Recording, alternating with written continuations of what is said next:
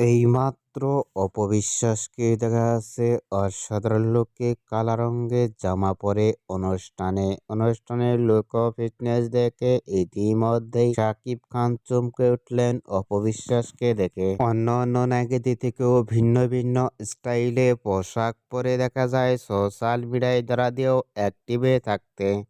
সেই অনুষ্ঠানে দেখা যাচ্ছে অপবিশ্বাস ফুলের তোড়া হাতে নিয়ে অসাধারণ লুকে বসে আছেন। এরকম লুক ও গেটআপে কখনো দেখা যায়নি অপুকে। অনুষ্ঠানটি শেষ করে দেখা যাচ্ছে অপবিশ্বাসকে ইতিমধ্যেই খাবার খেতে দেখা গেল।